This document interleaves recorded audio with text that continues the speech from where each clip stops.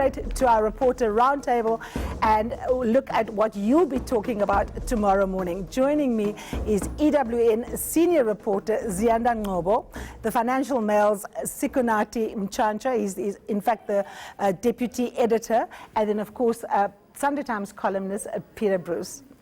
Now, Ziyanda, let's get straight into it. Is Jacob Zuma back?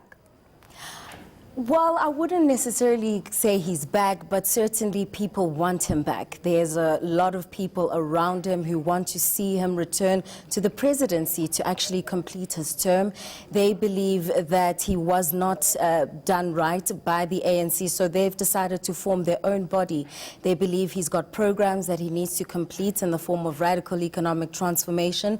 So this group is called Mazibwele Masiswini. It's made up of the taxi industry, religious bodies, and others who from business in KwaZulu-Natal who want the president back. Ziyanda, I know you're very close to the story, but I want to bring Sikonathi in. That headline, of course, the Mail and Guardian, is he back? Sikonathi, Ranjani writes a really interesting piece today in the Sunday Times where she says it's not just the business groups and the taxi associations. There's also these large charismatic churches that is rallying around former President Jacob Zuma.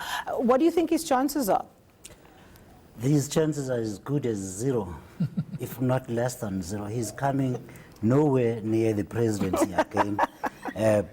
Definitely not. And if those people were really so confident they could bring him back, they missed the opportunity in December at Nasrec. Okay, hold your thought there. I just want us to listen to former President Jacob Zuma quickly expressing himself when he was, of course, welcomed back. Ngingesabi kuma kuthiwa nginecala ngoba angaze ngenza icala. Angaze nje. Angilenzi icala. Linye icala engalenza ukulwela inkululeko kwi-apartheid.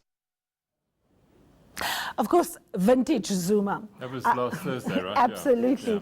Now, Peter, Jacob Zuma knows how to play victim. He's running out of money. He's running out of people to support him. Does this group constitute a real threat to the African National Congress? I mean, you write about it this week in your column.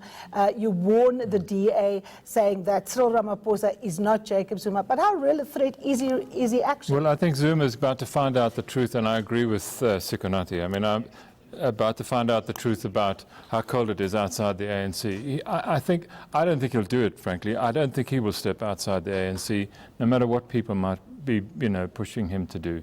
He's got a lot to get through over the next year. He's got a court case coming up, and probably others in his future.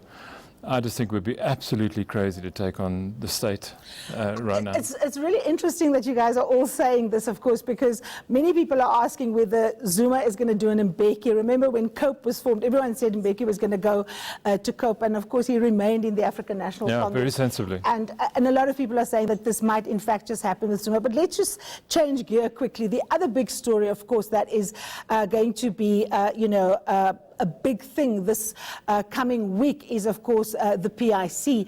Sikonathi, this is really an area that you have been concentrating on and focusing on.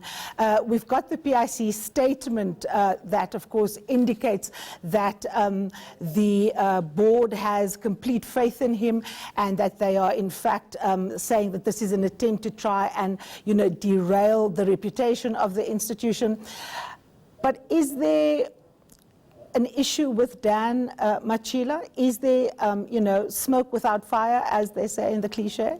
Well, I'll respond to that now, but I want to put it on the record that Zuma is exactly yesterday's man, and nothing anyone will do will change that. Back to the PIC. Back to the PIC. Look, there have been many allegations against Daniel Machila, and some evidence has been presented, and the evidence of wrongdoing really centers around an allegation that, again, an alleged lover of his received funds from a company the PIC had just funded. Having considered that, those allegations and the evidence that accompanied it in September, the board came back to say it's got complete faith in him. So far, there's no new allegations that have emerged. Yes, the fact that the PIC has funded Kamek Energy, or a company that was headed by Kasser Lawal, who lives in Texas, and Iqbal Surveys, two companies, IO Technology and Sagamatha. That is not evidence of wrongdoing against him personally, but that is against the PIC and the processes of the PIC.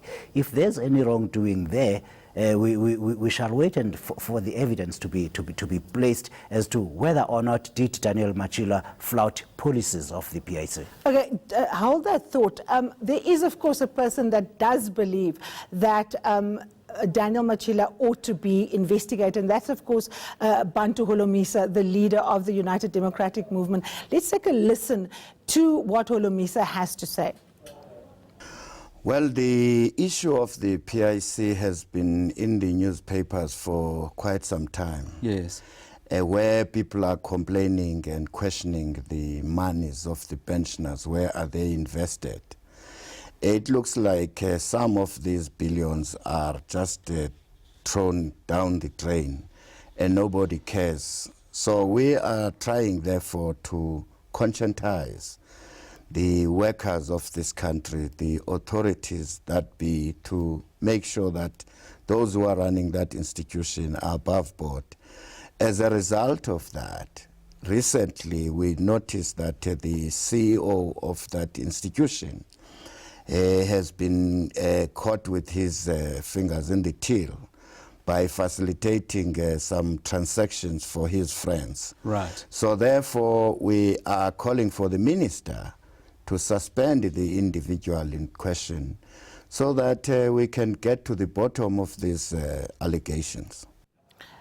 That's, of course, Holomisa. Peter, let me bring you in here. Yeah. The City Press, of course, says today Holomisa is going to court. Do you think he's got a point?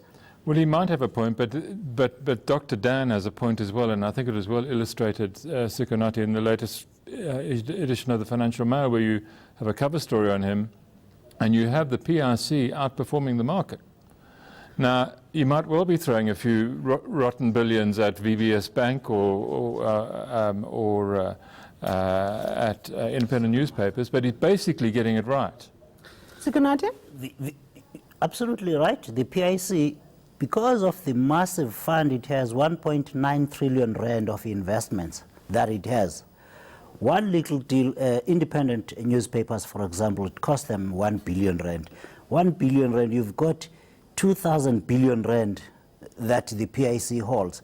If that goes south as it did do, and if anything invested in Steinhoff goes south as it did do, that shall not dent to beat the 2 trillion rand. That does not change the fact. Like General Holomisa says, if there are allegations, why is the PIC afraid of investigating the allegations, so that if Daniel Machila is innocent, as I believe he is, he comes back, so this can be done away with. Yeah. The fact that he will forever be subjected to these attacks on his person, questioning his integrity, with the board of the PIC not helping by suspending the man, investigate, discipline him if there's a need, then the outcome will be what it is. That's all we need. There does not need to be any evidence of corruption against him. The question is, did he or did he not flout the investment policies and processes of the Public Investment Corporation by giving 3 billion rands to Kasser Lawal after he donated 5 million rand to the Jacob Zuma Trust, to the Jacob Zuma Foundation, by giving 4 billion rands to IO Technology? Did the PIC follow its process or not? If there's no issue about that, let's move on. Exactly. Now, of course, that is going to be the subject of a lot of discussion, because it is possibly going to end up in the courts. But let's move on. Peter, you've written a really interesting column this week in Sunday Times. And the big question, of course, that you raise here is the position of the Democratic Alliance. Yeah. Now, this story around the Democratic Alliance being in trouble has, of course, been knocking about, many people saying it's nonsense. But But we saw today on the front page of the Sunday Times, in fact, Mmusi Maimane, in a very candid interview with Ranjini Munsami, speaking about the fact that he regrets the way in which he dealt with the Helen Zille matter. You've got some warnings for the Democratic Alliance. Take us through it. Yeah, look, well, there's this very well-known liberal historian and former Oxford Don R.W. Johnson, and he's written a very strong piece just pointing out to the DA that what they are now faced with is not Jacob Zuma but Cyril Ramaphosa, and they can't go on pretending that he's Jacob Zuma. Yeah. It's a different kettle of fish. They've got to treat him differently. He's a bit smarter. He's got different policies, better policies perhaps. He may actually get some things working that weren't working before. What I thought about the Mmusi Maimane interview on the front page of the Sunday Times today was here's a guy who's now a bit gutful of all of this sort of stuff going on behind him, and he's going to go out and he's going to speak for himself. And it's quite nice to see it happen, actually. I want to bring you in here, Zianda. I mean, the Democratic Alliance, of course, their big target is to grow in Black African communities. Yes. And they've reached their ceiling in the minority communities. We all know that. You, based in KwaZulu-Natal, is the DA making the kinds of inroads that will give, the African National Congress a serious run for its money? We had this amazing case in one of the municipalities where the DA has now become, leader of the council because the IFP coalition mayor is sitting in jail. Yes. Just talk us through that. I mean, it's absolutely fascinating. I think the starting point with responding to your question is that I don't think a single political party in KwaZulu-Natal has a traditional voter base. So the ANC only got into power into the early 2000s after taking over from the IFP. And we've seen that the internal factions within the ANC in KwaZulu-Natal have also opened up a gap, and there's been a vacuum of leadership. Yeah. So certainly there is room for the DA and any other political party to make headway in KwaZulu-Natal because of the state that it's in. And that's probably what this possible formation of a new political party could do. It may only be successful in KwaZulu-Natal because of the vacuum in leadership that's been left there. Sikonati, the DA, the appeal to the clever blacks, are they going to get your vote? I shall not comment on that, but what I will tell you is Julius Malema threatened to cut their throats, and he said the throat of whiteness. Someone today pointed out quite accurately that they are so afraid of Malema cutting their throats that they are cutting their throats themselves, their own throats. And they are really busy destroying whatever they've been building in the Western Cape, which did look like a good model to replicate. Especially now you see the electoral results of 2016. How can Mmusi Maimane or any leader of the Democratic Alliance today stand up and say, black people, vote for me, I am the person, the Democratic Alliance is the party for you, when they are treating Patricia de Lille and other black people in that manner? Even so, by the lynch people there being people like Natasha Matsone, who herself has got, the party has got to answer serious questions about the position that it created for her or how she got into that position. Yet they are going after this prominent black leader that they went out of their way to get in. Now, once she's stripped of whatever value they thought they extracted out of her, she's out. And you're doing this in an environment, in a political society such as ours, where black people, correctly or otherwise, feel they are victims of whiteness. And the DA is going right ahead, presenting not a shred of evidence, not even trying to discipline Patricia de Lille. Because if they've got evidence against her, put it on there, find an impartial judge, find her guilty, then expel her. Peter, I'm going to give you the final word. I mean, you've got some sage advice. You say there's some solid issues around which the DA can go for an ANC led under Ramaphosa. Which are they? Well, there's policies like, for instance, there's a public wage settlement on the cards that is unaffordable. There's a national health insurance scheme coming our way, which is probably also unaffordable. They fixate on the party rather than on the policies, and I think that the DA is strong on policy. It's got policies, they're there, but they never talk about them. And Peter, a country with a 40% unemployment rate, it should be heaven for the opposition. It should be like clubbing seals. Well, if it's as easy as clubbing seals, Zianda, Does the DA say enough about, for example, the land question to attract black rural voters, who, of course, we know is the big draw card and the big determiner in a national election, which is different from a municipal election? I think they are trying to assert themselves, especially on the land question, because we know that this is an issue that is topical. I can say that in KwaZulu-Natal, they are trying to make headway. I mean, the DA is also another political party that paid a visit to Zulu King Goodwill Zwelithini after the ANC and the EFF did so. So, I mean, they've really tried to also make their own inroads in trying to assert and stamp their position. Thank you so much, of course. Thanks very much, everyone. Up next, the politics of beauty. We go skin deep this week in the cool stuff. Why black cover models are now finally making business sense.